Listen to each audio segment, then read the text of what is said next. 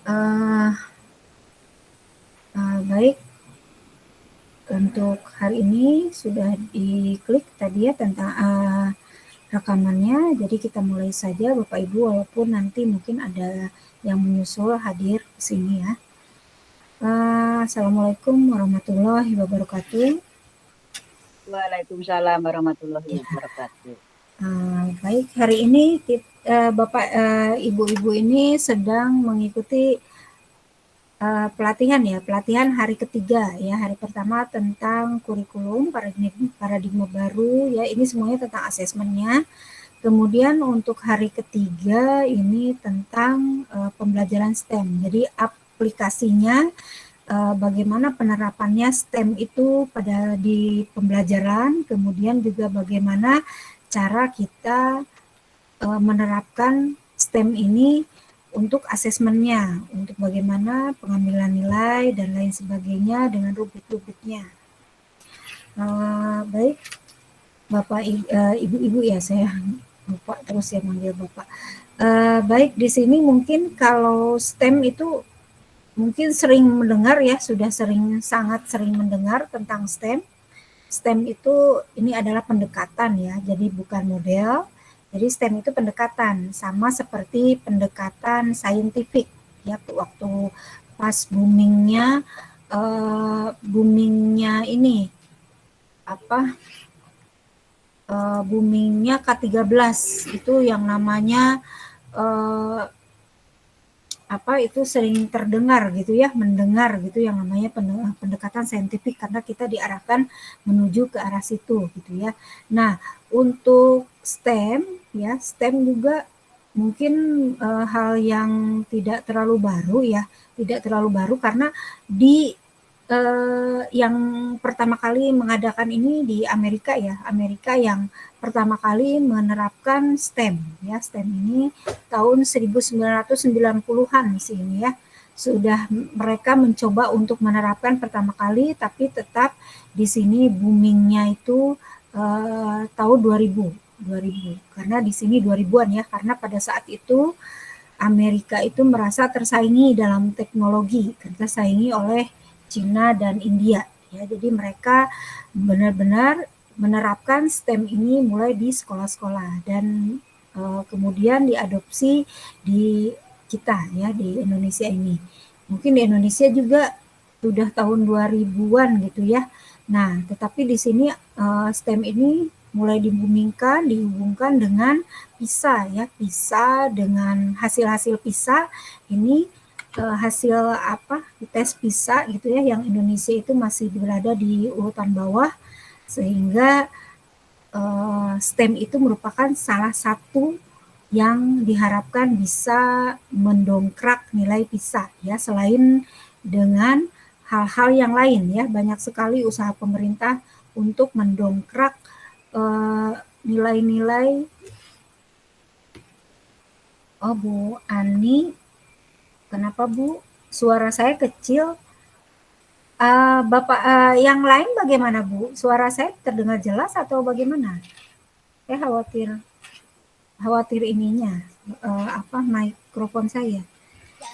Ibu maaf, saya nggak dengar suara Ibu, kecil banget. Oh, begitu. Kalau yang lainnya bagaimana? Ibu, Bu Dwi, ada yang bisa ini kenapa saya suaranya terdengar kecil? Apakah gangguannya di saya atau di Bu Ani ini? Oke ya. Oke, Bu Ani bagaimana sekarang? Sudah terdengar jelas? Saya nggak denger Bu, mungkin di chat aja kali ya Bu, biar ketahuan udah bermasalahnya di saya atau di Ibu gitu maksudnya. Mohon maaf sebelumnya Ibu. Iya Bu. Bu Dwi bisa mendengar suara saya? Soalnya Bisa, Bu. ini, oh bisa ya, jelas ya. Berarti di sini Bu Ani nih, Bu Ani yang agak bermasalah mungkin jaringannya ya Bu Ani ya. Ada Nanti suara Bu Ibu Ani jelas. bisa, oh ya terima kasih. Saya coba pakai Bu headset Ani dulu ya nanti Bu, bisa pengen tahu mendengar mudah-mudahan ini ada saja perubahan. ya. Ya, kalau misalnya tidak ada perubahan, nanti mungkin Bu Ani bisa melihat ini ya, melihat tayangan recordingnya ya. Oke, jadi seperti itu ya. Kembali lagi tadi ke STEM itu ya. STEM itu asalnya dari mana, gagasannya siapa ya, kemudian juga diterapkan di mana-mana, dan sekarang kita juga di negara kita sudah mulai ya. Apalagi sekarang dengan adanya ini masih ada hubungannya dengan kurikulum yang baru ya. Kurikulum yang baru ini sepertinya pembelajaran STEM ini cocok gitu ya, cocok untuk diterapkan di kurikulum yang baru ya. Walaupun misalnya di sekolah ibu-ibu di sini belum menerapkan kurikulum baru atau kurikulum ini ya, yang paradigma baru untuk sekolah penggerak. Nah, itu kita sebenarnya bisa ya, kita bisa mengadakan dari sekarang gitu ya. Kalau saya mungkin untuk IPA ya, saya di sini mengajar IPA ya, mengajar IPA. Jadi mungkin kalau untuk STEM mudah sekali diterapkan ya di IPA ya. Dan saya juga sudah menerapkan di beberapa proyek saya menggunakan pendekatan STEM. Nah, mungkin kalau untuk tadi bahasa Indonesia, matematika juga bisa ya menyesuaikan. Baik, saya akan coba untuk men-share screen ya, mohon izin untuk men-share screen. Oh iya, ibu-ibu ya, tadi bapak ibu ya, sekarang ada bapaknya nih. Perkenalkan nih, tadi saya lupa main ngomong aja ya gitu ya. Nama saya Hartini dari SMP Negeri 1 Cigombong. Saya mengajar mata pelajaran IPA di sini ya. IPA mungkin nanti ibu-ibu, bapak ibu yang belum bukan IPA mungkin nanti menyesuaikan dengan mata pelajarannya masing-masing. Tapi ini katanya kalau STEM itu bisa diterapkan di semua bidang ya. Tapi di IPA pun tidak semua bisa menggunakan pendekatan STEM ya. Jadi mungkin kita lihat dulu menganalisis KD yang mana yang bisa menggunakan STEM. Baik. Di sini saya akan coba share screen. Nah, ini kita mulai dulu ya, kita mengenal dulu, perkenalan dulu ya, implementasi dan asesmen pembelajaran STEM yang selama ini STEM gitu ya. Sebenarnya apa? Kalau misalnya dilihat dari namanya itu ya, sains, teknologi ya, kemudian engineering, matematika, ini seolah-olah wah, ini kok pendekatan yang agak sulit gitu, seolah-olah melibatkan sains ya, teknologi, engineering, dan matematik. Ini seolah-olah karena kosakatanya itu seolah-olah benar-benar istilahnya istilah dari asing gitu, dari luar gitu ya. Tapi sebenarnya pada saat diterapkan mungkin setelah dijabarkan tentang STEM, oh kalau ini mah sering dilakukan. Mungkin Bapak Ibu nanti ada yang berkata seperti itu, oh ini mah sering dilakukan. Jadi bukan hal yang baru, hanya mungkin istilahnya saja ya, seperti itu. Nah, di sini kenapa harus STEM ya? STEM ini hubungannya dengan ini keterampilan yang diperlukan di abad ke-21. Nah, ini sekarang juga mungkin Bapak Ibu sering mendengarkan bahwa keterampilan abad 21 ada 4C ya, misalnya kolaborasi, kemudian critical thinking ya, kemudian communication ya. Nah, itu yang seperti itu yang ini sudah di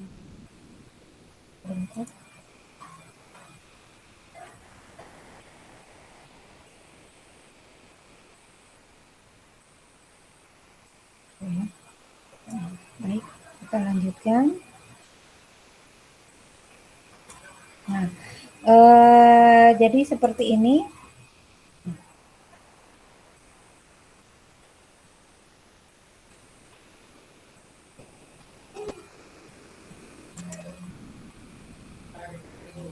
Nah, yang tadi yang 4C tadi sering diutarakan, nah ini juga punya latar belakang ya, karena kemajuan teknologi, kemajuan komunikasi kita sekarang itu di abad 21 itu seperti tidak ada batas. Kalau dulu mungkin ada batas, kalau sekarang mungkin ada berita di ujung dunia, di kita langsung terlihat, ya, kita langsung mengetahui. Kemudian juga detik ini ada gempa, detik berikutnya sudah ada pemberitahuan bahwa gempa terjadi di mana, kemudian dengan kedalaman berapa, kemudian bisa menimbulkan tsunami atau tidak. Nah, ini yang namanya kemajuan teknologi, dunia tanpa batas benar-benar sudah bisa kita rasakan.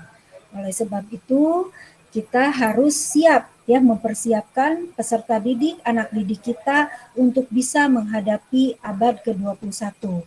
Makanya di sini keterampilan abad 21 sering sekali didengungkan di dunia pendidikan ini. Kita sebagai guru dituntut untuk mempersiapkan, untuk sanggup mempersiapkan mereka, bagaimana mereka supaya tidak tertinggal di abad 21 ini. Nah, di sini kita akan lihat dulu di sini kecakapan apa yang diperlukan untuk menghadapi fenomena pergeseran pada abad 21.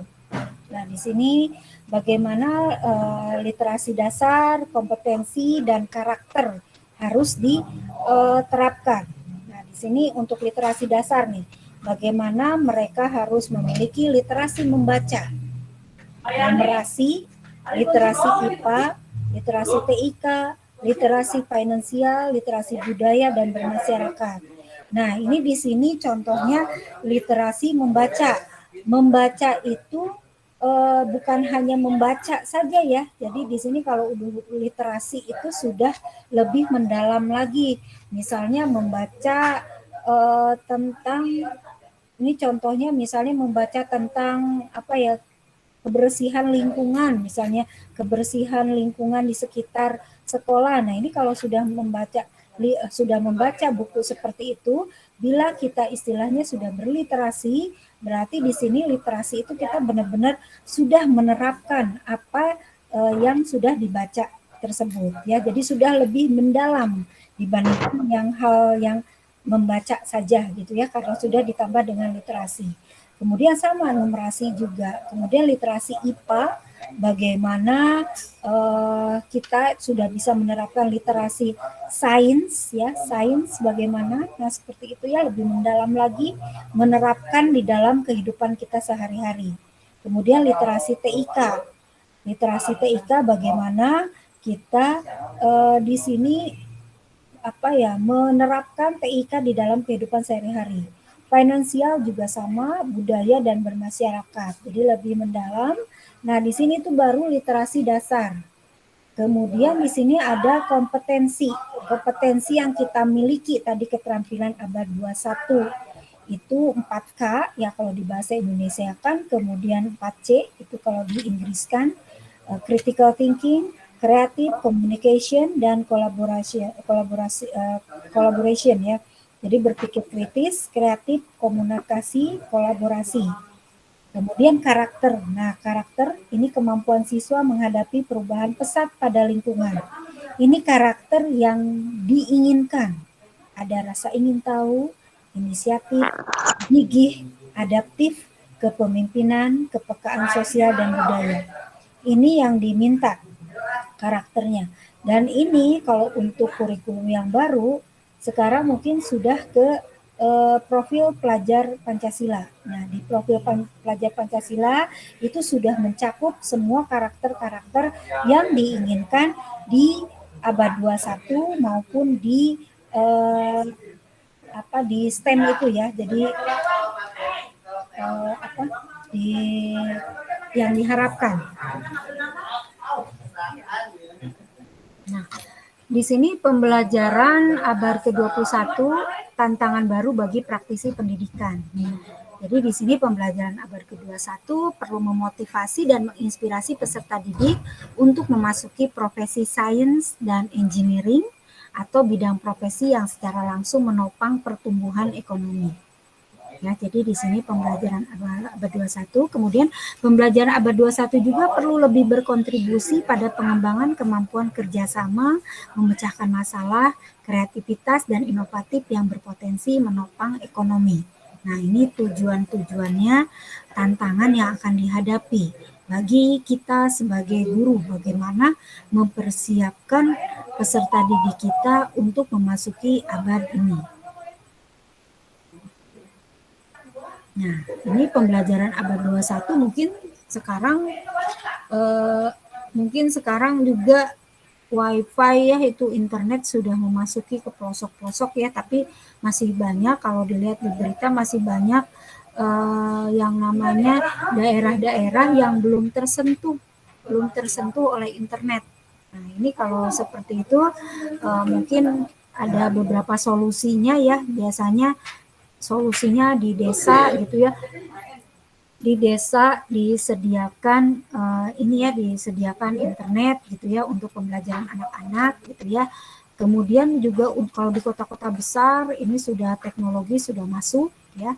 Mereka para siswa mungkin sudah terbiasa bahwa guru itu bukan satu-satunya sumber belajar ya, sumber belajar. Jadi bisa aja mereka mencari dari dari hal-hal yang lain, misalnya lihat di Google, tapi tetap saja kita harus memberikan pengertian kepada mereka. Tidak semua materi yang di Google itu ya itu bisa kita ambil. Jadi sebaiknya seorang guru itu memberikan referensi mana saja gitu ya. Jadi tidak langsung mereka tidak mengakses ke yang tidak bisa dipertanggungjawabkan gitu ya sumber-sumbernya. Jadi diberikan sumber-sumber yang bagus ya, yang valid.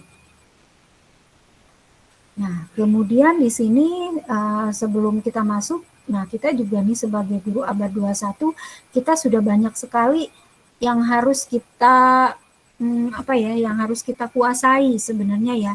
Karena memang kalau misalnya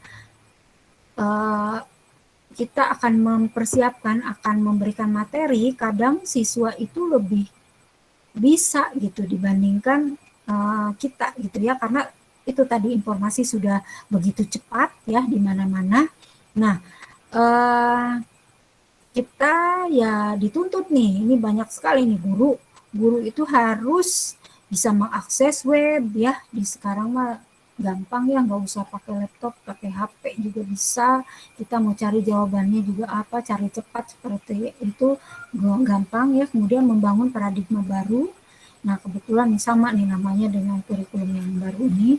Kemudian keterampilannya di set untuk abad 21. Nah, itu tadi abad 21 yang 4C itu gimana caranya kita juga mindset kita itu harus sudah ada tentang keterampilan abad 21, mempersiapkan dari diri kita dulu abad 21, kemudian kita sebelum kita terapkan ke peserta didik.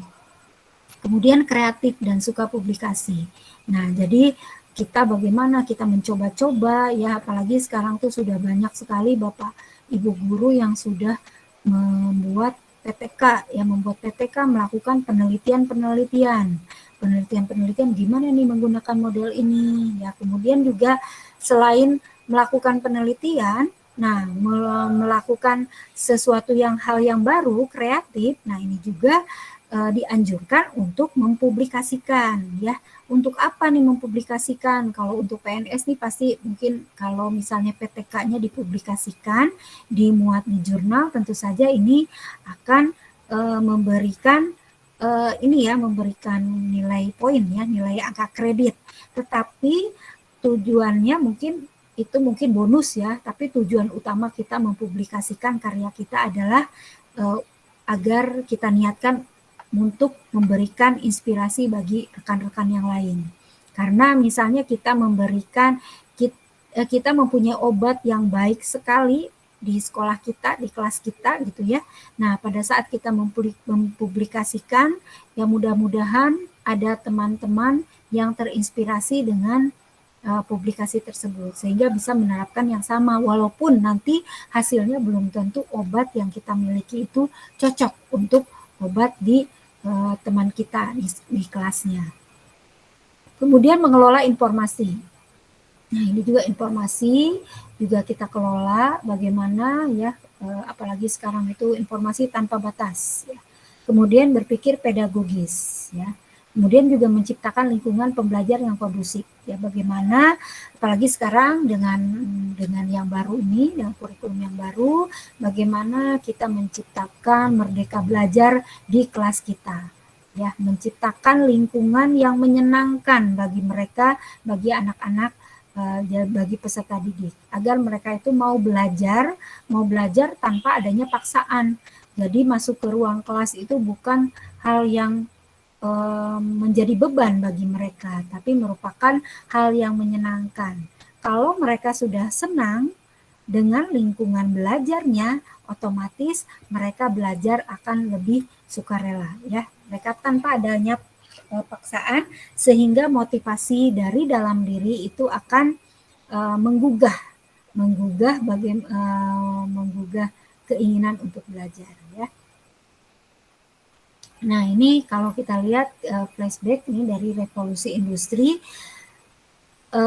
bagaimana awal mula revolusi industri 1.0, industri 2.0, industri 3.0, 4.0 ya, ini mulai berlaku di dunia ya adanya. Nah, di sini Indonesia bersiap menghadapi era revolusi industri keempat atau revolusi 4.0 dalam upaya meningkatkan daya saing dan produktivitas industri manufaktur nasional ya. Nah, di sini kalau kita lihat sejarahnya dulu nih, pada revolusi industri 1.0 penggunaan mesin uap dalam industri, kemudian yang kedua di sini penggunaan mesin produksi massal tenaga listrik atau BBM pada revolusi industri 2.0, kemudian industri 3.0 di sini penggunaan teknologi informasi dan mesin otomatisasi.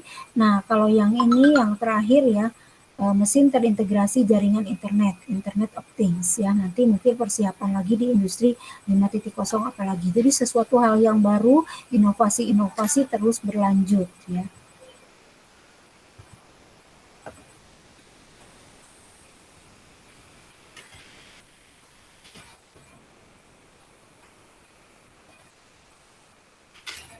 Bentar ya, ini kok seperti ini. Baik. Nah, ini tadi juga sejarahnya mungkin latar belakang dari kenapa sih muncul STEM ya. STEM itu ini datangnya dari Amerika ya. Amerika tadi juga sudah diulas sedikit ya. Jadi ini Amerika menyadari pertumbuhan ekonominya berjalan secara datar dan tersaingi oleh Cina dan India karena perkembangan sains, teknologi, engineering, dan matematika dari kedua negara tersebut lebih maju. Sehingga Amerika melakukan suatu reformasi di bidang pendidikan, yaitu pendidikan STEM ya. Nah, di sini mungkin Bapak Ibu juga sudah sudah pernah mendengar. Mungkin STEM ini merupakan akronim dari Science, Teknologi, Engineering, dan Matematik. Jadi istilah ini pertama kali diluncurkan di Amerika di tahun 1990-an sebagai tema gerakan reformasi pendidikan untuk menumbuhkan angkatan kerja bidang-bidang STEM serta mengembangkan warga negara yang melek STEM serta meningkatkan daya saing global Amerika Serikat dalam inovasi tech. Nah, mungkin setelah mereka berhasil, nah ini setelah booming ya, kemudian kita juga sudah mulai mengadopsi STEM ini.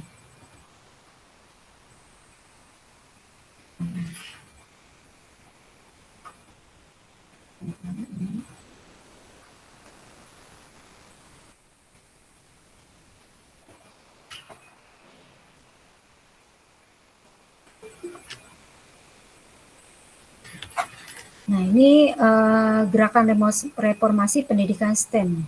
Jadi di sini tadi hubungannya dengan PISA dan tim study. Ya, laporan dari berbagai studi yang menunjukkan terjadinya kekurangan kandidat untuk mengisi lapangan kerja di bidang STEM.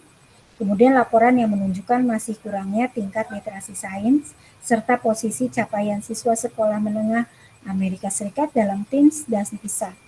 Jadi di sini pada saat itu Amerika merasa ini hal yang mendesak agar lebih meningkatkan kemahiran dalam disiplin STEM.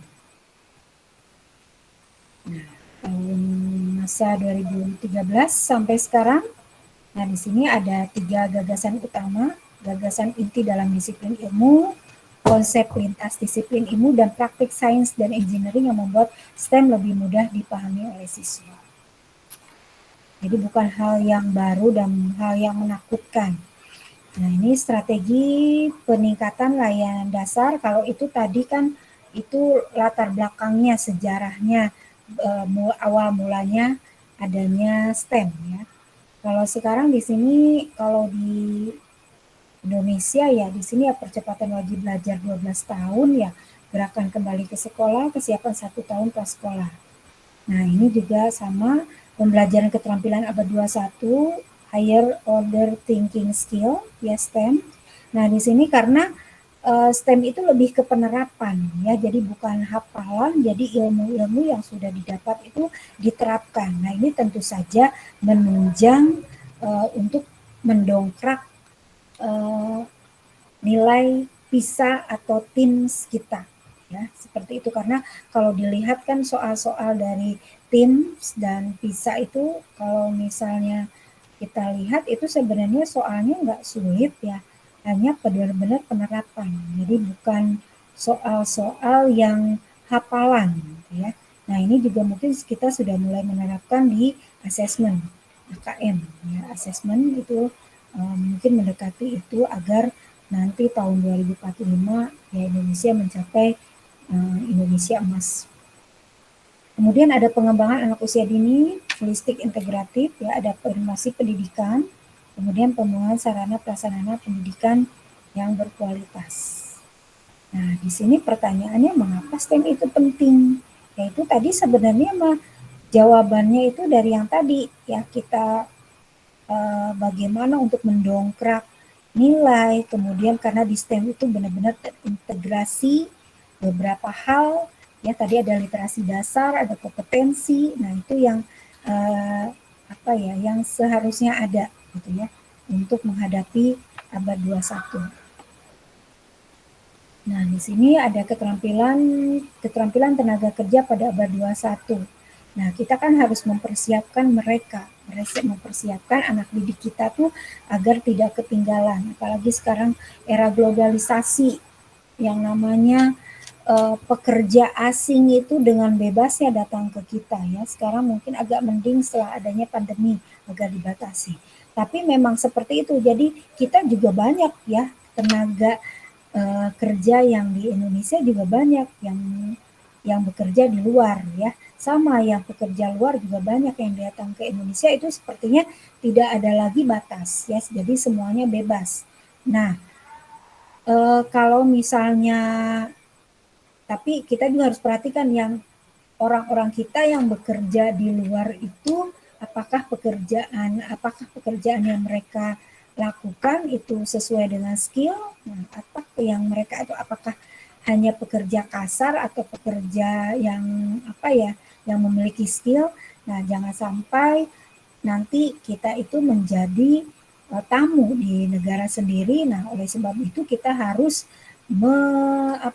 melatih atau mempersiapkan mereka bahwa mereka sanggup di tenaga kerja abad 21.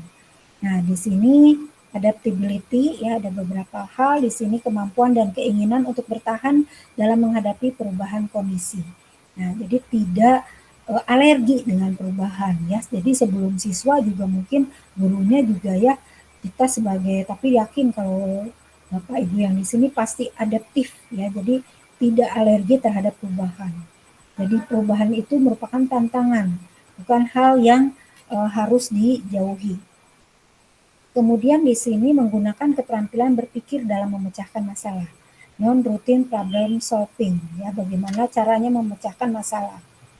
Nah, ini juga harus diterapkan kepada anak-anak ya, bagaimana anak-anak belajar studi kasus, problem solving ya. Kemudian kompleks communication and social skills, keterampilan dalam memproses dan menginterpretasi informasi verbal maupun non-verbal. Nah, ini beberapa keterampilannya. Berikutnya, kemudian self management and development, kemampuan untuk bekerja dalam tim, bekerja mandiri, memotivasi dan mengatur diri.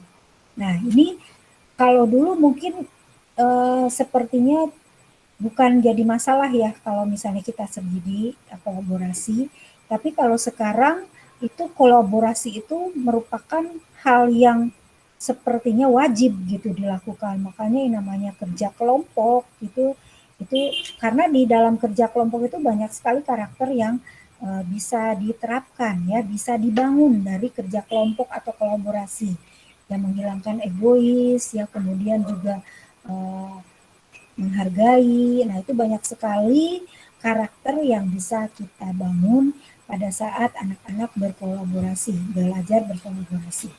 Kemudian sistem thinking, kemampuan dalam memahami bagaimana seluruh sistem bekerja.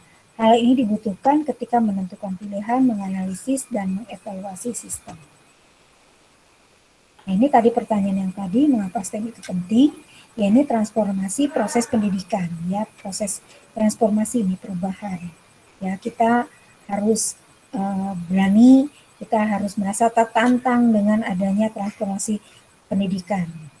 Yang tadinya mungkin dulu mungkin ya itu teacher center, ya sekarang kita harus ini ya bahwa belajar itu sumbernya dari mana saja, bisa kapan saja ya, bisa ya teacher center.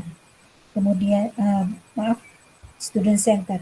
Kemudian peningkatan kemahiran pemahaman saintifik ya. Kemudian juga pengembangan sumber daya manusia, tantangan teknologi, kunci dalam kemajuan dan inovasi ya. Kunci dan kemajuan dan inovasi ada salah satu fungsi dari STEM ya. Kemudian juga penting untuk kesejahteraan.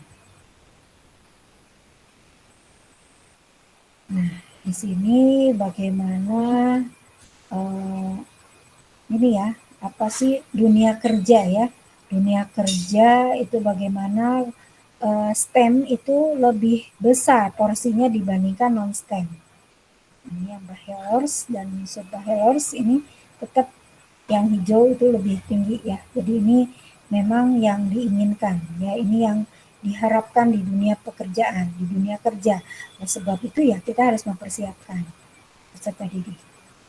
Nah, di sini STEM. Kita dari tadi bilang STEM. STEM itu apa? Tadi sudah ada ininya, apa singkatannya. Ya, di sini science, teknologi, engineering, dan math ya. Tapi bukan hanya yang pelajaran itu saja, sains ya. Kalau guru IPA mungkin, wow itu mah udah sains, mah udah makanannya sehari-hari misalnya. Teknologi, guru TIK misalnya. Kemudian math, guru matematika. Nah ini di sini salah satu dari kolaborasi antara beberapa guru mapel. Ya, ini berkolaborasi bagaimana menciptakan hal-hal yang bisa membangun yang tadi yang diinginkan tadi ya, tadi literasi dasar ya, kemudian juga kompetensi. Ya, jadi STEM itu kalau kita bahas satu-satu, STEM itu ada sains, kajian tentang fenomena alam yang melibatkan observasi dan pengukuran. Nah, kalau untuk IPA mungkin ya ini mah makanan sehari-hari gitu ya. Kajian tentang fenomena alam ya, kemudian observasi, pengamatan, pengukuran ya. Tapi ini tidak menutup kemungkinan untuk dilakukan oleh pelajaran yang lain. Kemudian juga teknologi, jadi inovasi. Kalau teknologi ini lebih ke inovasi ya, lebih ke hal-hal yang baru, ya, inovasi untuk memodifikasi alam agar memenuhi kebutuhan dan keinginan manusia. Jadi inovasi-inovasinya. Kalau untuk kita ambil kata kuncinya ya, kalau sains itu berarti tentang alam, kemudian observasi dan pengukuran ya, tentu saja kalau melibatkan alam. Kemudian juga kalau teknologi kata kuncinya mungkin inovasi. Jadi hal-hal yang baru atau hal yang sudah ada yang kita modifikasi. Kemudian yang ketiga, E-nya itu engineering. Pengetahuan dan keterampilan untuk mendesain dan mengkonstruksi mesin, peralatan, sistem, material, dan proses yang bermanfaat bagi manusia secara ekonomis dan ramah lingkungan. Kalau engineering ini lebih ke ini ya, ke apa ya, mendesain project apa yang akan desain. Jadi bukan hanya alat ya, mungkin nanti untuk bahasa Indonesia juga bisa ya, untuk matematika juga arahnya seperti apa ya untuk membuat project. Nah, bisa ya matematika juga misalnya membuat apa itu membuat piramida dari ini ya, menggunakan alat atau menggunakan aplikasi gitu ya. Kemudian untuk matematika ini tentu saja ilmu tentang pola-pola dan hubungan-hubungan dan menyediakan bahasa bagi teknologi, sains dan engineering. Matematika ini hubungannya dengan hitungan, pola-polanya dan seperti itu. Jadi ini kalau kita lihat di sini STEM ini merupakan kolaborasi dari beberapa cabang ilmu ya yang harusnya tadinya berjalan sendiri-sendiri, sekarang bagaimana dikolaborasikan. Nah, di sini ada pendidikan STEM. Pendidikan STEM adalah pendekatan. Pendekatan dalam pendidikan di mana sains, teknologi, teknologi atau ya matematika terintegrasi dengan proses pendidikan berfokus pada pemecahan masalah dalam kehidupan sehari-hari yang nyata serta dalam kehidupan profesional. Kemudian juga pendidikan STEM menunjukkan kepada siswa bagaimana konsep, prinsip, teknik sains, teknologi, engineering, dan matematika digunakan secara terintegrasi untuk mengembangkan produk, proses, dan sistem yang bermanfaat bagi kehidupan manusia. Ya, jadi di sini benar-benar bagaimana pendidikan STEM itu bisa mengkolaborasi beberapa beberapa pelajaran ya, mungkin ya disiplin ilmu ya yang tadinya mungkin IPA berjalan sendiri, matematika, teknologi. Nah, ini bagaimana ini bisa dikolaborasikan. Komponen yang harus diperhatikan di sini komponen pendidikan STEM ya, di sini ada support ya, teaching, material dan efikasi. Nah, ini pola integrasi pendidikan STEM, bagaimana mereka itu mengintegrasi. Nah, di sini kalau dilihat di sini STEM, ya di sini ada S, ada yang silo, ya, ada yang STEM, ada yang STEM. Kalau STEM itu berarti sudah terintegrasi penuh. Nah, di sini kalau silo itu seolah-olah satu-satu, mereka itu berdiri sendiri, sainsnya sendiri, teknologinya. Nah, kemudian ini beralih menjadi TEM, STEM ya, terinkorporasi dalam sains. Kemudian kalau sudah STEM itu sudah terintegrasi penuh. Jadi sains, teknologi, engineering, dan matematika sudah berkolaborasi, sudah terintegrasi di dalamnya. Nah, di sini tujuan dan hasil pendidikan STEM. Nah, ini tujuannya tadi ya, untuk siswa nih literasi STEM. Jadi bagaimana mereka menggunakan ilmu-ilmu yang sudah mereka ketahui untuk memecahkan masalah dalam kehidupan mereka sehari-hari. Ya. Misalnya, oh ya di sini juga ada kompetensi abad 21 tadi yang tadi sudah dibahas, ada kesiapan tenaga kerja STEM, minat dan keterlibatan, membuat koneksi ya. Nah, di sini juga tujuannya juga untuk meningkatkan konten STEM, meningkatkan pedagogical content knowledge ya. Nah, ini untuk hasilnya. Hasil yang diharapkan setelah kita menerapkan pendekatan STEM di dalam pembelajaran.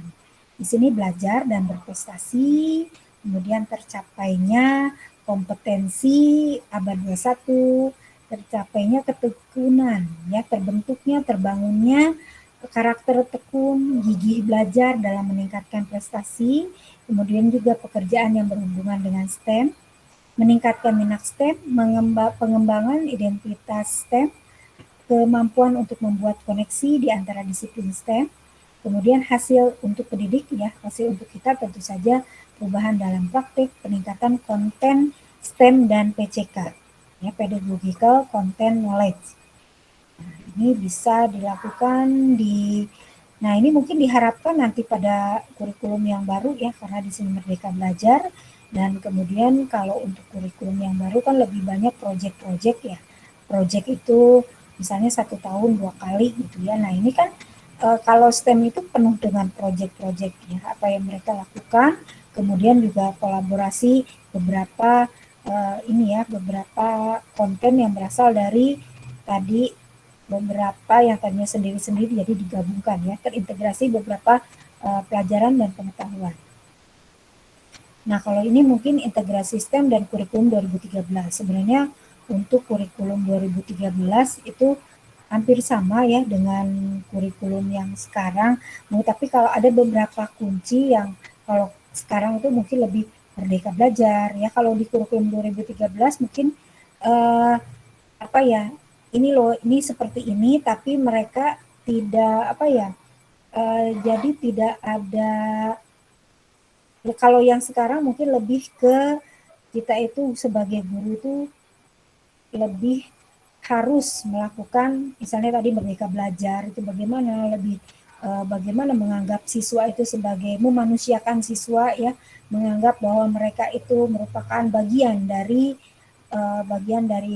pembelajar bukan sebagai objek tapi sebagai subjek pembelajar juga ya. Kemudian juga bagaimana eh, pembelajaran itu bisa membentuk profil pelajar Pancasila ya, yang 6 itu ya, 6 profil pelajar Pancasila. Nah, di sini untuk model pembelajaran kan kalau waktu itu ya di kurikulum 2013 ini seolah-olah ini ada hal yang harus dilakukan ya. Mereka juga melakukan pendekatan saintifik. Nah, ini model pembelajarannya waktu itu kita itu boleh memilih mau inquiry, discovery, PBL atau project based learning ya.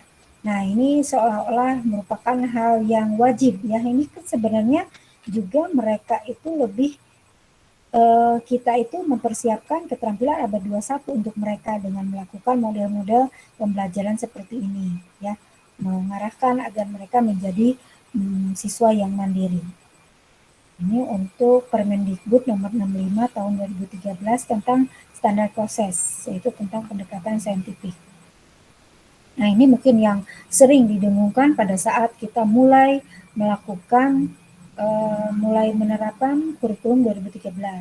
Mengamati, menanya, mencoba, mengumpulkan informasi data, mengasosiasi, menalar, mengomunikasikan. Nah, ini merupakan langkah-langkah yang harus ya, langkah-langkah pembelajaran saintifik seperti ini.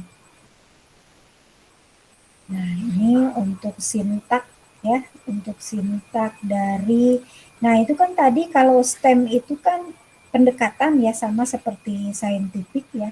Nah, ini juga kalau model ini bisa diterapkan di sini. Jadi menggunakan modelnya model PBL gitu. Nah, ini kalau PBL ini orientasi siswa pada masalah ya. Kemudian juga di sini bagaimana kita itu membuat ya, kita itu mengkondisikan peserta didik itu untuk belajar. Mereka untuk mau belajar tanpa adanya paksaan. Masuk kelas itu dengan rasa ingin tahu bukan karena adanya beban atau adanya paksaan.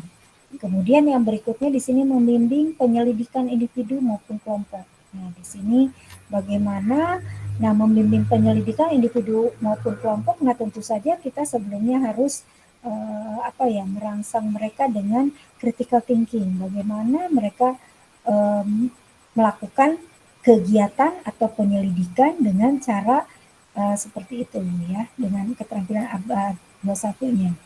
Kemudian juga menganalisa dan mengevaluasi proses pemecahan masalah. Setelah mereka itu sudah kita bimbing, bagaimana hasilnya itu dianalisa. Bagaimana, apakah sudah bisa menjawab masa permasalahan di awal atau bagaimana ya. Kemudian juga mengembangkan dan menyajikan hasil karya. Nah, ini juga seolah-olah wajib ya. Mereka harus mengkomunikasikan apa yang sudah mereka lakukan.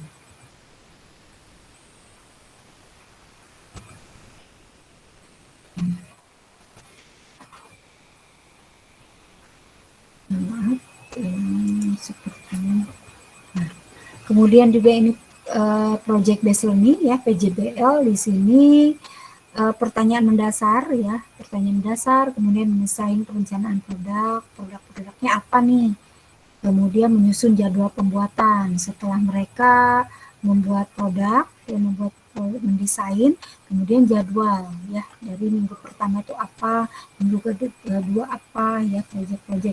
Biasanya kita menerapkan kalau proyek itu sekitar 2 minggu, ya misalnya tergantung dari proyeknya ya. Kalau proyeknya yang terintegrasi semua mata pelajaran mungkin bisa aja lebih lama. Kemudian di sini memonitor keaktifan dan perkembangan proyek ya. Nah, kemudian menguji hasil, evaluasi pengalaman belajar ya, bagaimana setelah melakukan proyek, apa kesulitannya, apa yang mereka dapatkan dari proyek yang telah mereka buat. Nah, ini model PJBL ya. Jadi ini start with the essential question ya. Jadi yang pemberian pertanyaan esensial yang dapat mengarahkan peserta didik untuk melakukan aktivitas. Nah, ini pertanyaannya apa nih? Kemudian perencanaan aturan main, pemilihan aktivitas untuk menjawab pertanyaan ya. Nah, ini misalnya nomor 1, kalau misalnya dicontohkan bagaimana mereka membuat ini ya, tentang pencemaran air, misalnya pencemaran air. Nah, di sini bagaimana cara membuatnya, itu dengan mereka membuat alat untuk penyaringan, misalnya penyaringan air, alat penjernih air, kan itu bisa ya. Kemudian merencanakan, mereka belajar untuk merencanakan bagaimana mendesain. Nah, ini mendesain, kemudian pemilihan aktivitas untuk menjawab pertanyaan esensial, alat dan bahan yang digunakan untuk membantu penyelesaian proyek ini. Kemudian menyusun jadwal penyelesaian proyek, timeline-nya, deadline-nya, pelaksanaan proyek ya. Ini semua mereka semua yang melakukan ya ini. Jadi agar mereka itu terlibat aktif semuanya, guru hanya sebagai pembimbing saja. Kemudian pemantauan ke peserta didik dan progres proyek dengan menggunakan rubrik dalam merekam kegiatan. Kemudian juga pengujian yang kelima ya, pengujian atau penilaian ketercapaian hasil, mengevaluasi kemajuan peserta didik, memberikan umpan balik tentang tingkat pemahamannya. Refleksi secara individu dan kelompok terhadap aktivitas dan hasil produk yang dihasilkan. Nah, ini untuk STEM juga bisa ini menggunakan modelnya, model PJBL ini. Ya, jadi di sini bisa problem based learning, bisa PJBL. Ya, yang penting di sini pendekatannya kita STEM itu ya. Jadi tadi misalnya alat untuk penjernih air. Nah, itu sainsnya itu sudah jelas ya, sainsnya ya, fenomena alam, bagaimana mengadakan pengukuran ya. Pengukuran itu misalnya air itu kotor gitu ya, itu kita menggunakan kertas lakmus atau indikator universal untuk mengukur pH tersebut.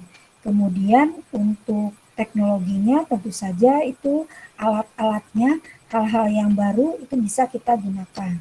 Kemudian engineeringnya itu tadi mendesain bagaimana ya, mendesain sebuah sebuah alat yang bisa digunakan.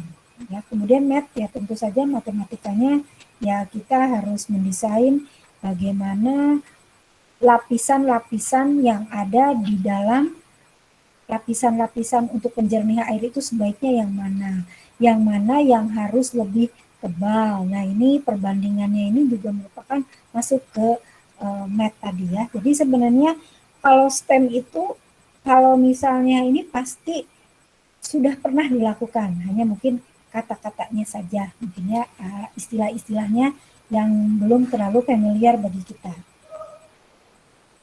Nah, di sini ada model PJBL ya, di sini mah modelnya contohnya ya.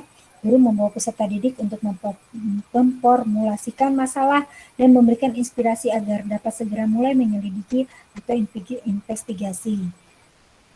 Tadi ya, misalnya bagaimana nih supaya air yang tercemar bisa digunakan, bagaimana nih sekarang krisis air itu sudah mulai banyak sekali, bagaimana caranya. Nah, ini sudah bisa dilakukan ya. Kemudian juga peserta didik menggali konsep-konsep teori hukum yang dapat dijadikan acuan untuk memecahkan masalah, mengumpulkan informasi dari sumber yang relevan. Kemudian yang discovery, di sini peserta didik mulai menemukan solusi dari masalah yang diformulasikan dan menentukan apa yang masih belum diketahui. Nah, untuk aplikasinya, peserta didik menguji produk atau pekerjaan proyek yang dirancang. Peserta didik dapat mengulang sesuai persyaratan atau memilih solusi terbaiknya seperti apa. Nah, kemudian mempresentasikan atau mengkomunikasikan hasil akhir produk, pekerjaan, proyek, dan penerapan umpan balik yang membangun. Nah, di sini kalau lihat dari langkah-langkahnya, ini untuk Merdeka Belajar mungkin sudah ya di sini Merdeka Belajar, kemudian juga keterampilan abad 21, profil pelajar Pancasila. Nah, ini kalau di sini kalau langkah-langkahnya sudah semua diterapkan, mungkin semua yang kita harapkan itu bisa tercapai. Nah, kalau ini karakteristik pembelajaran STEM. Ini salah satu ciri pembelajaran STEM adalah adanya engineering design proses, digunakan untuk mengintegrasikan sains, matematika, dan teknologi. Ya, jadi di sini ada proses desain, ya, proses desain. Sesuatu yang desain. Tadi seperti yang tadi itu ya, alat penjernih air itu bisa sebenarnya proses bagaimana mendesain sebuah alat yang mengintegrasikan keempat ini ya, seolah-olah empat sains, kemudian juga teknologi, matematika, dan ini tadi engineering. Nah, di sini ada pendidikan STEM mengaitkan proses sains dan desain proses engineering. Nah, di sini ada proses metode saintifik, itu bagaimana metode saintifik ini diberlakukan. Nah, di sini juga proses engineeringnya. Jadi di sini mengaitkan proses saintifik dengan proses engineering.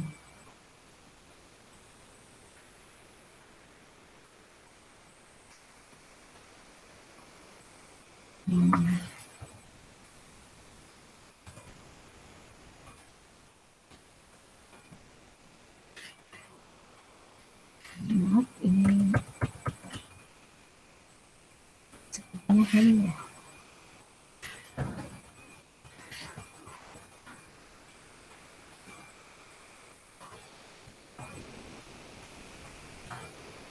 Ya.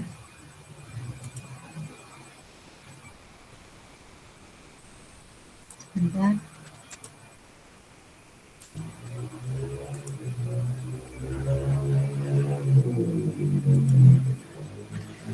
Oke, kita lanjutkan. Nah, di sini apa yang dimaksud dengan engineering ya? Jadi engineering itu tadi berhubungan dengan merancang atau mendesain dan membuat. Di sini ada struktur, produk, proses, model, alat atau sistem. Ya, di sini bagaimana strukturnya, produknya, proses, model, alat, dan sistem. Nah, di sini bisa dilihat bagaimana proses mendesain ini ya, mendesain sebuah project ya, nah sebuah alat, sebuah produk ya. Nah, di sini mendefinisikan masalah ya yang pertama ya, kemudian juga meneliti atau mengumpulkan informasi, membayangkan kemungkinan pemecahan masalah, merencanakan desain produk, membuat produk ya. Ini menguji coba dan evaluasi, kemudian mendesain ulang. Kemudian juga tentu saja mengkomunikasikan. Nah, engineer. Nah, di sini keterangan model EDP. Ya, ini sebenarnya langkah-langkahnya hampir sama, hanya ada beberapa yang beda gitu ya sedikit. Nah, di sini mengidentifikasi dan mendefinisikan masalah yang ada sesuai dengan topik bahasan melalui pertanyaan pengarah guru. Tadi misalnya tentang bagaimana ini yang krisis air bersih itu bagaimana nih. Nah, kemudian juga kita arahkan ya.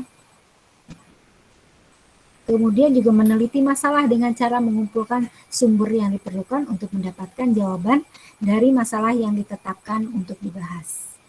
Kemudian mengidentifikasi solusi potensial dan merencanakan untuk memecahkan masalah melalui brainstorming. Nah, pekerjaan produk atau model berdasarkan solusi potensial sebagai bentuk realisasi perencanaan yang telah disepakati, melaksanakan uji produk ya yang telah dihasilkan dan mengamati masalah baru yang potensial untuk di redesign ya.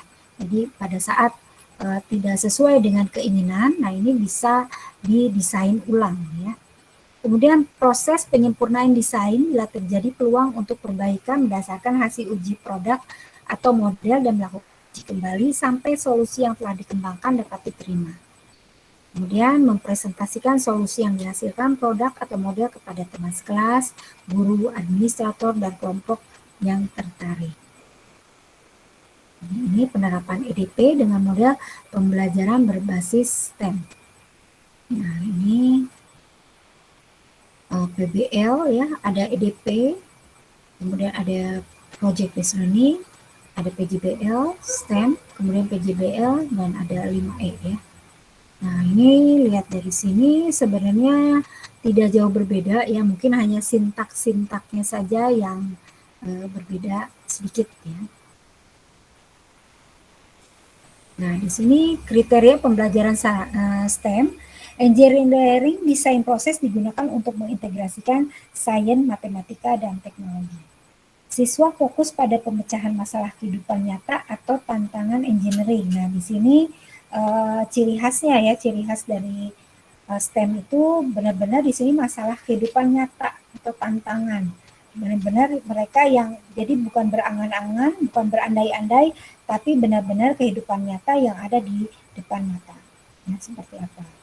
Kemudian konten matematika dan IPA berbasis standar sesuai dengan level dan aplikatif. Siswa secara reguler bekerja dalam tim. Maaf, ini habis.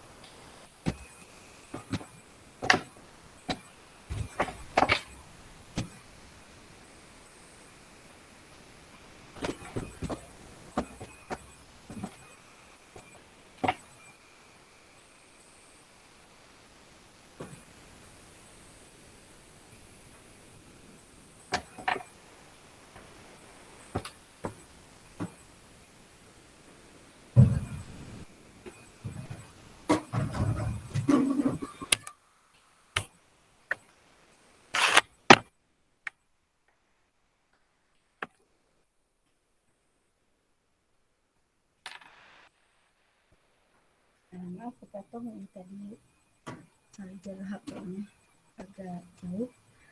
Ya, Bapak Ibu dilanjutkan di sini konten matematika dan IPA-nya berbasis standar sesuai dengan level dan aplikatif, sesuai dengan levelnya, kemudian juga aplikatif. Ya, ini matematika dan IPA-nya itu standar. Hanya di sini yang kita tekankan aplikatifnya. Jadi penerapan dari ilmu yang sudah mereka miliki, ilmu dasar. Kemudian siswa secara reguler bekerja dalam tim untuk merencanakan, mendesain, membuat perwarupa atau produk, kemudian menguji dan mengevaluasi, serta merencanakan untuk berimprovisasi. Nah, ini mungkin sudah, ini hampir mirip dengan PJBL ya. PJBL, Project Based Learning, kemudian juga nanti untuk untuk prototype ya, untuk kurikulum yang baru ini mungkin ini lebih ditekankan ya pembelajarannya. Ini mungkin STEM ini salah satu alternatif untuk melakukan proyek tersebut.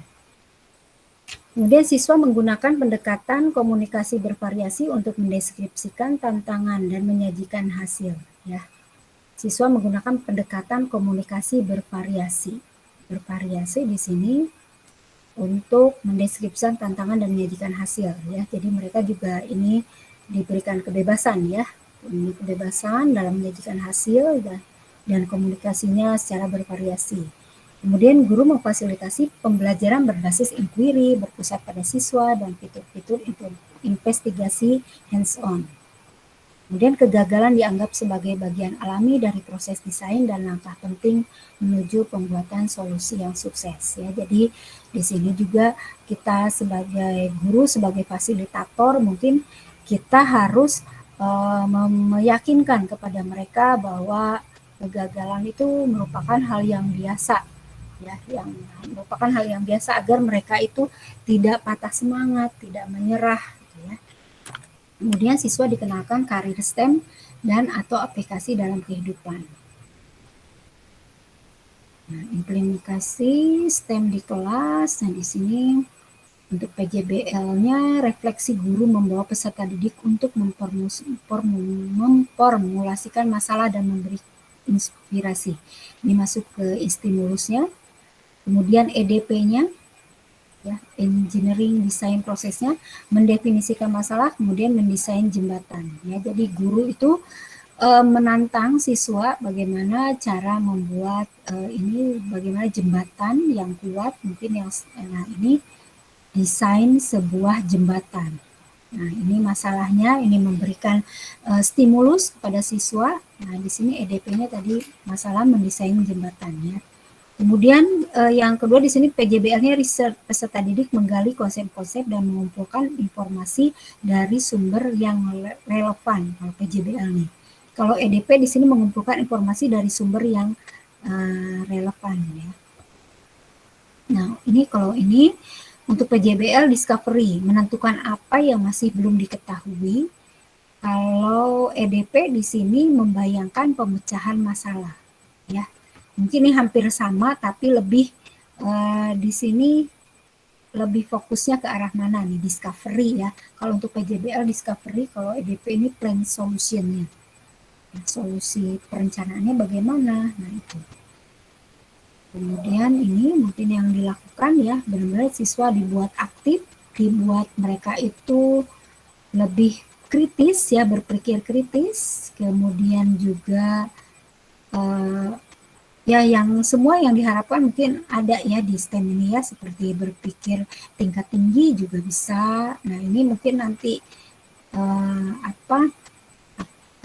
beberapa karakter bisa terbangun. Nah kemudian di sini PJBL tuh application, desain produk, buat produk dan uji produk.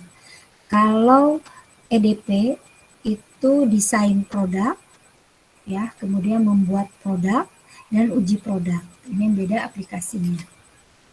Kemudian kalau PJBL di sini mengkomunikasikan dan mempresentasikan ya. Kalau EDP ini mengkomunikasikan dan menyajikan hasil karya. Nah, ini contoh dari beberapa proyek yang sudah dilakukan oleh rekan-rekan kita di sekolah lain ya. Ini ada SMP 1 Demak membuat nata de son, bukan nata de koko ya. Di sini membuat makan yang lain, produk-produk yang lain. Ini merupakan STEM juga ya. Kemudian di sini SMP 22 Bandung. Ya, di sini membuat pengumpul sampah sungai.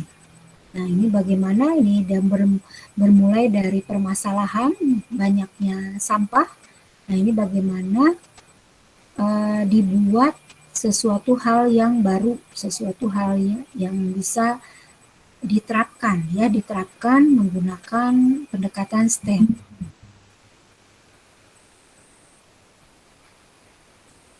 Nah, ini juga ada penerapan STEM dan bahasa Inggris di SMP Putra 1 Jakarta ya.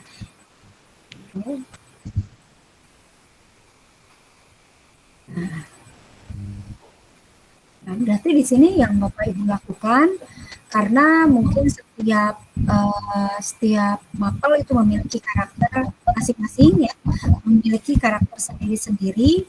Nah, ini langkah-langkah yang pertama kita identifikasi berbagai KD, pengetahuan dan keterampilan yang sesuai dengan pembelajaran berbasis STEM.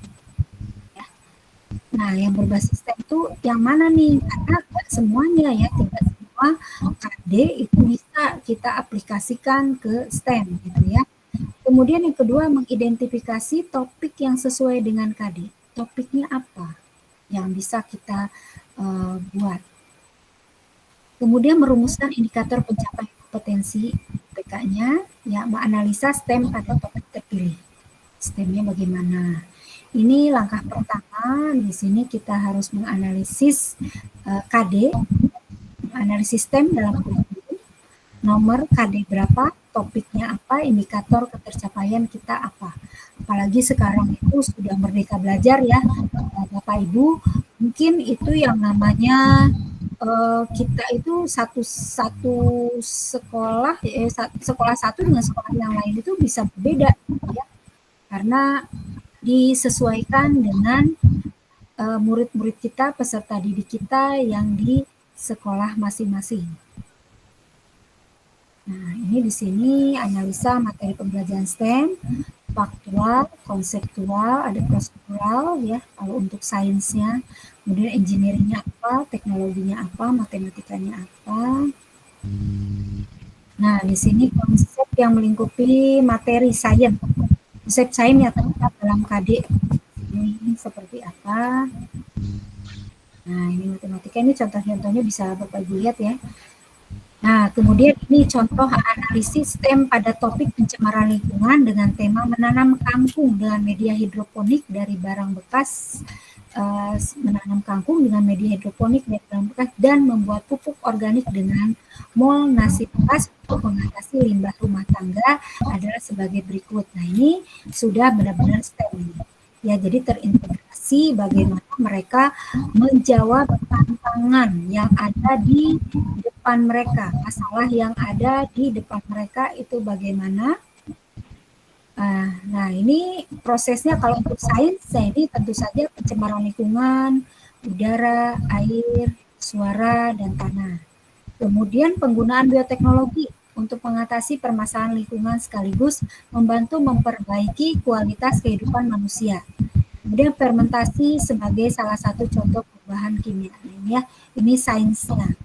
Kemudian teknologinya menggunakan internet dalam pencarian informasi, menggunakan kalkulator dalam pengolahan data hasil percobaan, penghitungan biaya, estimasi kebutuhan, pembuatan set alat, penggunaan Microsoft Office dalam pembuatan laporan, opsional ya karena tidak semua peserta memiliki komputer, bisa menggunakan HP, ya, bisa menggunakan HP di Word ya bisa. Sekarang itu sudah mudah ya, tidak usah memiliki laptop, tidak bisa pakai laptop, bisa kita asal ada aplikasinya di. Kemudian engineering merancang dan merangkai set menanam kangkung dengan media hidroponik dari barang bekas untuk mengatasi limbah rumah tangga. Merancang dan melakukan percobaan membuat mol dari nasi bekas sebagai starter pembuatan pupuk organik. Kemudian juga di sini mengevaluasi kinerja alat yang telah dibuat serta hasil yang diperoleh. Kemudian menghitung biaya yang diperlukan dalam merancang set alat, menghitung hasil ekonomis yang diperoleh dari hasil menanam kangkung. Nah, dilihat seperti ini nih contohnya. Ini kalau Bapak Ibu lihat mungkin ini sangat sederhana ya. Nah, di sini saya pernah melakukan ini ada siapa ya yang belum ini.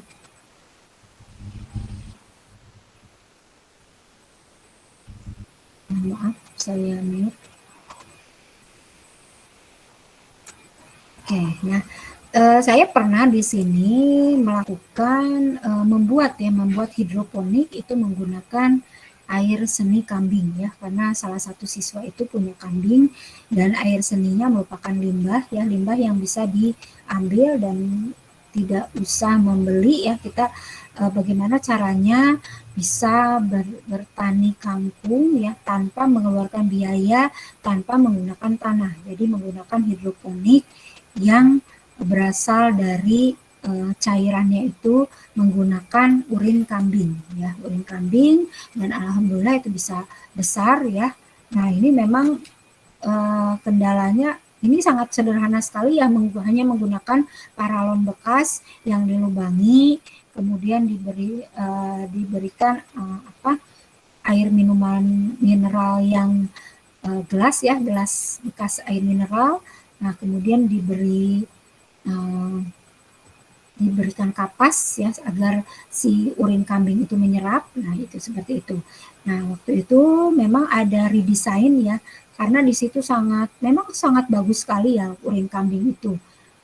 Kalau untuk pertanian mungkin menanam tanaman itu sudah banyak ya, tapi kalau untuk hidroponik mungkin masih sedikit. Nah, pas kami coba berapa konsentrasi yang paling baik untuk menanam kangkung, nah itu kendalanya mungkin baunya saja ya, itu ada baunya. Jadi di sini setelah ini diulang ya, diulang bagaimana supaya tidak tercium juga bau yang tidak sedap, itu dengan diendapkan dulu jadi urinnya jangan langsung ya, itu memang panas ya, panas, tapi sepertinya 2 minggu itu belum cukup, jadi didiamkan di dalam ember, ditutup. Nah, itu masih bisa dilakukan ya, itu sudah berkurang itunya ya, aromanya, walaupun hasilnya memang sangat bagus ya, subur. Nah, ini merupakan STEM ya. Kemudian langkah desainnya, mendesain pembelajaran. Nah, itu tadi yang urin kambing itu sudah mencakup semuanya ya, mulai dari sainsnya sudah ya, kemudian teknologinya ya, kemudian juga engineeringnya, mendesain sebuah produk, kemudian juga matematikanya, bagaimana produk kangkung itu bisa menguntungkan, kemudian juga bagaimana ini menanam bagaimana lubang-lubangnya, antar lubangnya ya yang paling efektif, kemudian juga bagaimana agar ininya ya si urin kami konsentrasinya, nah itu berhubungan dengan STEM ya. Kemudian menyusun skenario ya, skenario pembelajaran. Nah, ini pendekatan, model ya. Jadi di sini bisa pendekatan STEM education, STEM project based learning ya. Kemudian juga problem based learning bisa ya. Jadi pendekatannya ini STEM ini merupakan pendekatan. Kemudian metodenya ada eksperimen, ada diskusi, ada penugasan. Nah, langkah-langkah pembelajaran STEM. Nah, di sini langkah-langkah pembelajaran diuraikan untuk masing-masing pertemuan kelas ke dalam kegiatan pembelajaran. Sintak pada model pembelajaran PJBL STEM, deskripsi kegiatan, serta alokasi waktu yang dibutuhkan sesuai dengan jumlah pertemuan yang sudah ditentukan. Nah, ini pertemuan ke-1. Di sini bagaimana sintak model pembelajarannya, refleksi, research, discovery, aplikasi, komunikasinya seperti apa ya. Nah, ini untuk penilaian. Penilaian pembelajaran pada bagian ini diidentifikasi teknik dan bentuk penilaian yang digunakan dalam melihat ketercapaian KD berdasarkan IPK yang telah dirumuskan, serta instrumen penilaian yang digunakan juga disajikan pada bagian ini. Penilaian diarahkan pada penilaian HOTS ya. Mungkin nanti Bapak Ibu untuk penilaian pembelajaran yang ini ya, untuk lebih ke desain produk ya, nanti mungkin besok akan dibahas oleh rekan saya Bapak Ujang Giri yang akan lebih ke asesmen ini ya, diferensiasi produk ya, produk-produk. Kemudian paradigma STEM ya, ini ya, STEM membantu pencapaian 4C tadi ya. Kemudian siswa didorong untuk berani mencoba dan jangan takut gagal. Jadi karena kegagalan itu hal yang biasa, terbiasakan gitu ya. Kemudian pemecahan masalah, kemudian tidak ada satu solusi yang sempurna ya, bukan satu jawaban tunggal, dan siswa didorong untuk menemukan solusi optimal melalui cara yang berbeda-beda. Kemudian menghargai proses, menggunakan scaffolding permasalahan yang diangkat sesuai dengan tingkat kemampuan berpikir. Implementasi ini STEM bisa dilakukan oleh guru mapel atau kolaborasi dari beberapa guru mapel tadi ya, misalnya bekerja sama dengan guru matematika ya. Kemudian STEM dapat diterapkan dari jenjang PAUD hingga pendidikan menengah ya. Jadi memang STEM itu disesuaikan dengan level mereka ya. Yang penting mereka bisa menerapkan apa yang mereka sudah lakukan, sudah mereka pelajari di kelas. Kemudian penerapan STEM pada SMK dapat menguatkan program TEPA ya. Kalau ini untuk SMK, STEM dapat dilakukan di dalam kelas atau di luar kelas ya, tergantung dari produknya. STEM dapat diimplementasikan kokurikuler dan ekstrakurikuler ya. Kemudian STEM dapat dilakukan melalui analisis topik-topik dan perumusan permasalahan yang bermuara pada pencapaian kompetensi. Nah, ini asesmen di dalam STEM diselaras dengan penilaian pada Permendikbud tentang standar penilaian yang mengacu kepada taksonomi Bloom, menyentuh aspek afektif, psikomotor, dan kognitif. Kemudian juga formatif menjadi penilaian yang sangat diperhatikan ya. Jadi seperti asesmen untuk yang baru ini kita benar-benar harus memperhatikan formatif, memperhatikan proses dibandingkan dengan nilai. Ya, jadi proses itu lebih penting, harus lebih banyak dibandingkan dengan nilai, dengan ujung gitu ya. Di proses itu benar-benar harus kita hargai. Nah, pembelajaran sains saat ini hendaknya tidak hanya memfokuskan pada penguasaan konsep sains dan keterampilan laboratorium, tetapi ditujukan juga untuk membelajarkan siswa menguasai kompetensi era industri 4.0, di antaranya cognitive ability skill yang terdiri dari antara lain cognitive flexibility, creativity, logical reasoning, problem sensitivity, mathematical reasoning, dan visualisasi. Nah, salah satu solusi melatihkan kompetensi era industri 4.0 adalah dengan pembelajaran STEM. Ya, 4.0. Kemudian juga banyak sekali manfaatnya dan di kurikulum juga ini diharapkan ya menjadi sesuatu hal yang biasa dalam pembelajaran. Kemudian deskripsi pembelajaran berbasis STEM menunjukkan keselarasan pendekatan pembelajaran ini dengan fitur-fitur pendidikan 4.0, khususnya mengembangkan keterampilan 4C.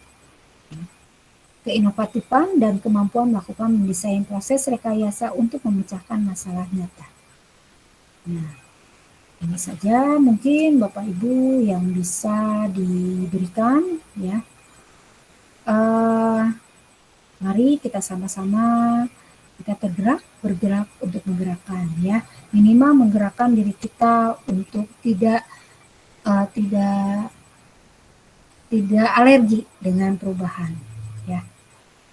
Oke, mungkin itu saja Bapak Ibu. Apakah ada yang mau bertanya? Kalau ada yang mau bertanya, dipersilahkan. Ini sepertinya pesertanya masih belum bertambah ya. Oke, banyak sekali kepentingan-kepentingan di hari ini ya. Ya tidak masalah ya. Nanti rekan-rekan pasti akan melihatnya di rekaman ya. Nanti Pak Darmo mungkin akan men-share hasil rekaman hari ini. Bagaimana Bapak Ibu? Apakah ada yang mau ditanyakan? Ibu Mahsukoh, Ibu Ani Sukaisi, Bu Dwi Prihatin Handayani, Bapak Sugianta, Ibu Devi Yuliana, Ibu Yayu Sulistiani ya. Apakah Bapak Ibu ada yang mau ditanyakan tentang STEM ini?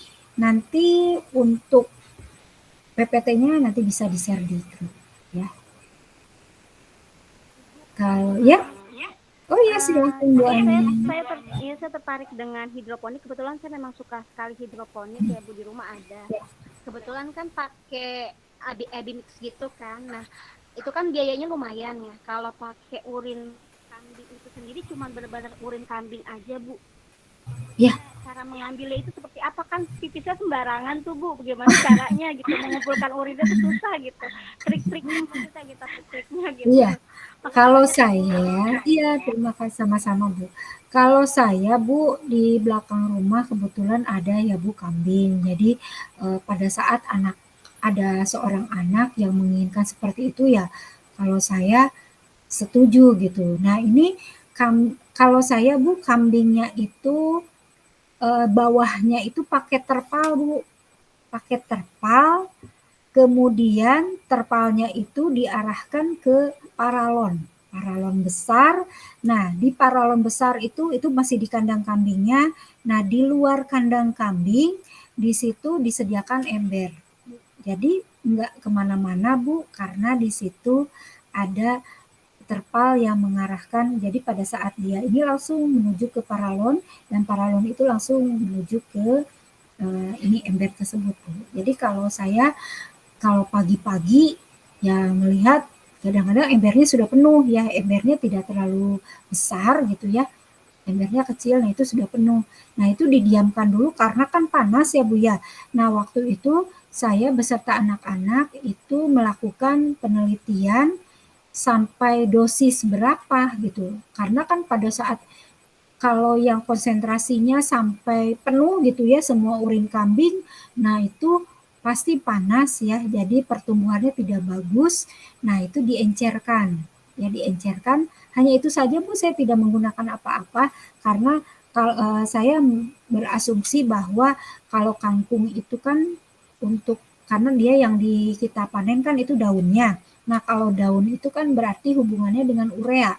Kalau urea itu kan hubungannya hanya dengan pupuk saja, pupuk-pupuk urea seperti urin kambing ya, seperti kotoran kambing juga ya. Kecuali kalau uh, tumbuhan atau tanaman yang akan kita manfaatkan buahnya, itu mungkin ada tambahannya.